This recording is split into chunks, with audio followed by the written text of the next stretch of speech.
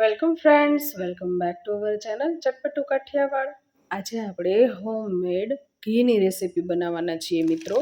ઘરે જ આપણે માખણમાંથી ઘી કેવી રીતે બનાવવું, કઈ રીતે આપણે માખણ તૈયાર કરવું અને હાથ બગાડ્યા વગર બ્લેન્ડરને કઈ રીતે ક્લીન કરવું, કેવી રીતે માખણમાંથી ઘી ગરમ કરવું, બધી જ ટિપ્સની સાથે રેસીપી શરૂ કરીએ. પહેલાં ચેનલને જો સબસ્ક્રાઈબ ન કર્યું તો સબસ્ક્રાઈબ કરી બેલ આઇકન દબાવી ઓલ જરૂરથી દબાવી દેશો, જેના કારણે નવા વિડીયોઝના નોટિફિકેશન આપ સુધી મળતા રહે. અહીંયા આપણે મલાઈમાંથી ઘી બનાવવાના છીએ. જો અહીંયા તમે જોઈ શકો છો કે મેં અહીંયા 1 અઠવાડિયાની મલાઈ, જે આપણે દૂધ ગરમ કરીએ છીએ ત્યારે દૂધ ગરમ કરી એને એકદમ ઠંડુ પાડી, સાવ ઠંડુ પડી જાય ત્યારબાદ જ આપણે એને ફ્રીજમાં મૂકવાનું છે. અને ફ્રીજમાં મૂક્યા બાદ એને મિનિમમ 5 થી 6 કલાક ઠંડુ પડવા દેવાનું ફ્રીજમાં. અને ત્યારબાદ આપણે જ્યારે એ મલાઈ લઈએ છીએ એ મલાઈને આપણે એક વાસણમાં આ રીતે એકઠી કરવાની અને એ વાસણમાં આપણે દહીં નાખી અને એને મેળવી દેવાનું છે. એટલે કે જેવી રીતે આપણે દહીં મેળવીએ છીએ એવી રીતે મલાઈને પણ મેળવણ નાખીને મેળવી દેવાની છે. અને જ્યારે સવારે આ રીતની મલાઈ ભેગી થઈ જાય છે, જામી જાય છે, ત્યારે એમાંથી આપણે આ રીતનું માખણ બનાવવાનું છે. તો માખણ બનાવવાની પહેલી પ્રોસેસ આપણે કરી રહ્યા છીએ. તો એના માટે થઈને મેળવેલી જે મલાઈ આવે છે, જેમાં મેં રાત્રે મેળવણ નાખી અને જમાવી દીધેલી હતી, એ મલાઈને આપણે બ્લેન્ડર દ્વારા આ રીતે બ્લેન્ડ કરીશું અને એમાંથી આપણે માખણ જે એ બનાવીશું. આના દ્વારા માખણ બનશે અને માખણમાંથી છાશ છૂટી પડે અને માખણ બધું સરસ રીતે જામી જાય એ રીતે આપણે બ્લેન્ડર ફેરવવાનું છે. અહીંયા આપણે માખણ એવી રીતે બનાવશું મિત્રો કે હાથ બિલકુલ આપણે નહીં બગાડીએ. અને ઉનાળામાં જ્યારે લાઇટ વહી જાય ત્યારે માખણ બનાવવું છે ને એ બહુ જ આકરું થઈ જાય છે. તો એના માટે થઈને આપણે આ વિડીયો બનાવેલો છે કે ઉનાળામાં માખણ બનાવવા માટે થઈને આપણે સિમ્પલ રીતે જ હાથ બગાડ્યા વગર આપણે માખણ કેવી રીતે બનાવી શકીએ છીએ.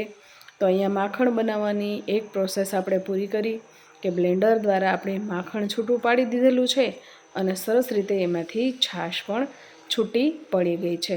હવે માખણવાળા બ્લેન્ડરને ક્લીન કઈ રીતે કરવું એ રેસીપી જોવા માટે થઈને રેસીપીમાં લાસ્ટ સુધી જોડાયેલા રહેજો.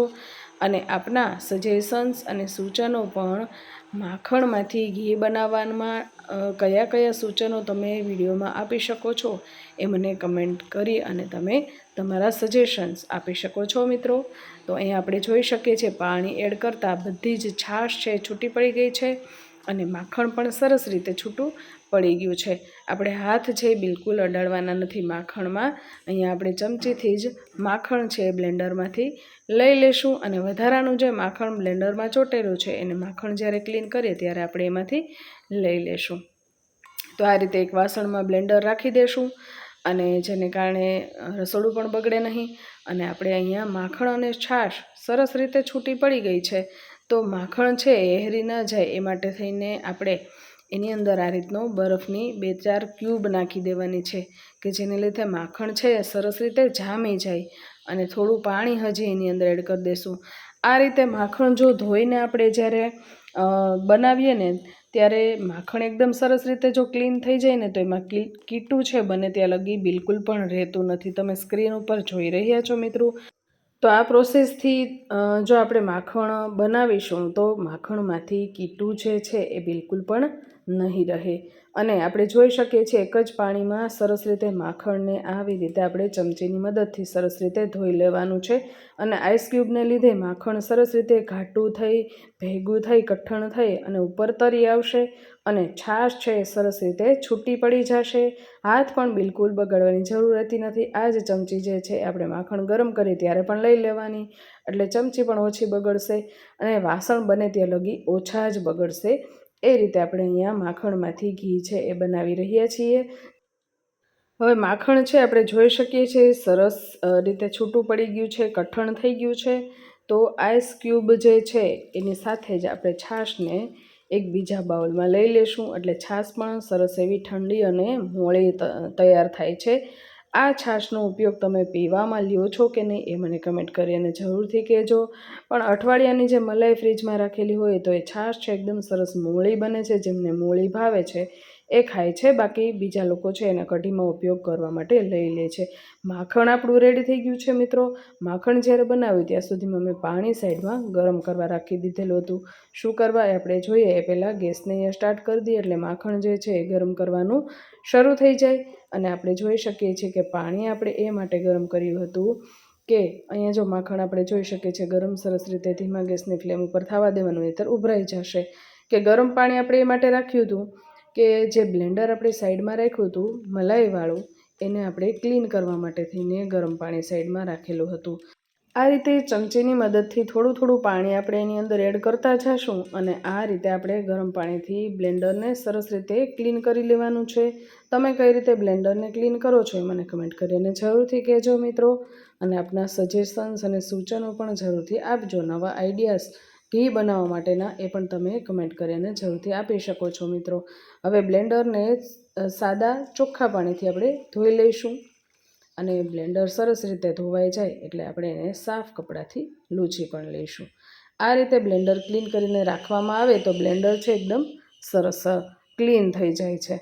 હવે બ્લેન્ડર જો આપણું ક્લીન થઈ ગયું છે, હવે આપણે એમ થશે કે આ જે પાણી જે છે એનો શું ઉપયોગ આપણે કરીશું, તો એ પાણી જે છે એનો ઉપયોગ તમે કઈ રીતે કરો છો મને કમેન્ટ કરીને જરૂરથી કહેજો. હું તો આ પાણીનો ઉપયોગ જે છે એ લોટ બાંધવામાં કરી લઉં છું, એટલે મોણ નાખવાની જરૂર પણ આપણે રહેતી નથી. જો ત્યાં સુધીમાં બ્લેન્ડર આપણે ક્લીન કર્યું ત્યાં સુધીમાં જોઈ શકીએ છીએ માખણ જે છે એ ભાગનું ગરમ થઈને ઓગળવા માંડ્યું હતું. અને આ રીતે ચમચીથી આપણે જે છે એ માખણ આપણે સરસ રીતે ફેલાવી દેવાનું, જેને કારણે ઝડપથી માખણ છે એ પીગળવા માંડે. અને ગેસની ફ્લેમ તો મીડિયમ જ રાખવાની, બહુ ફાસ્ટ રાખવાની નહીં, કારણ કે બહુ જો ફાસ્ટ રાખીશું તો માખણ છે એ ઉભરાઈ જશે અને આપણું ઘી છે એ બહુ વ્યવસ્થિત રીતે નહીં બને. તો એના માટે થઈને અહીંયા આપણે ખાસ ધ્યાન રાખવાનું આ જ સમયે કે ગેસની ફ્લેમ છે એ મીડિયમ રાખવાની. અને ત્યારબાદ આપણે ઘી ઓગળી જાય, માખણ ઓગળી જાય સરસ રીતે, એટલે આપણે મીડિયમ ગેસની ફ્લેમ ઉપર આ રીતે ઉફાણ આવે ત્યાં સુધી એક તવીથો અથવા તો ચમચો લઈ અને આ રીતે હલાવતું રહેવાનું. હલાવવાનું કારણ એ છે કે એને લીધે નીચેના ભાગમાં જે છે એ કીટું થોડું ઘણું પણ જો હોય ને તો એ ચોટે નહીં. તો ગેસની ફ્લેમ મીડિયમ જ રાખેલી છે અને આપણે મીડિયમ ગેસની ફ્લેમ ઉપર સરસ રીતે માખણ જે એ ગરમ થાય છે અને જ્યાં સુધી એમાંથી ઘી છૂટું ન પડે ને ત્યાં સુધી આપણે એને આ રીતે જ ગરમ થવા દેવાનું છે. અને તવીથાથી ચેક કરતું રહેવાનું કે નીચે જે છે કીટું બિલકુલ પણ દાજે નહીં. હવે આ પ્રોસેસ જ્યારે કરીએ ને ત્યારે આપણે જોશું કે થોડો ઘણો એવો ચિકાસવાળો કીટાનો ભાગ આપણને જોવા મળશે. કીટાનો ભાગ જોવા મળે ને એટલે એકદમ સરસ જે કહેવાય ને કે ઘી છૂટું પડવા માટેની પ્રોસેસ થઈ રહી છે. આપણે જોઈ શકશું કેવી રીતે એકદમ ચીકણું થઈ જાય છે અને બધું જ ઘાટું રગડા જેવું થઈ જાય છે. અને એવું થાય ને ત્યારબાદ જ ઘી છૂટું પડે. જો આ રીતનું એકદમ ચીકણું થઈ જાય છે અને થોડું થોડું કીટું જે છે એ છૂટું પડવા માંડે છે. જો આ રીતે કીટું છૂટું પડવા માંડે છે અને ત્યારે જ આપણે ગેસની ફ્લેમ છે ને થોડીક ફાસ્ટ કરી દેવાની.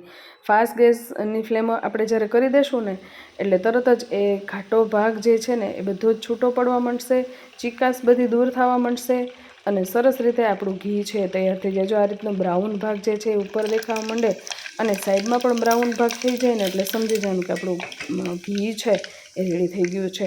અને પાક્કી નિશાની એક જ છે કે એમાંથી જ્યાં ફીણ વળવા માંડે ને એટલે સમજી જવાનું આપણું ઘી છે સરસ રીતે પરફેક્ટ રીતે તૈયાર થઈ જ ગયું છે. ઘણા લોકો ઘી ઠંડુ પડે ત્યારે ગાળે છે, પણ નહીં, હું તો અત્યારે ગરમા ગરમ ઘી હોય છે ને ત્યારે જ ગાળી લઉં છું, કારણ કે ગરમા ગરમ ઘી ગાળવાથી એ પાતળું હોય છે અને તરત જ એ ગળણીમાંથી સરસ રીતે ગળાઈ જાય છે.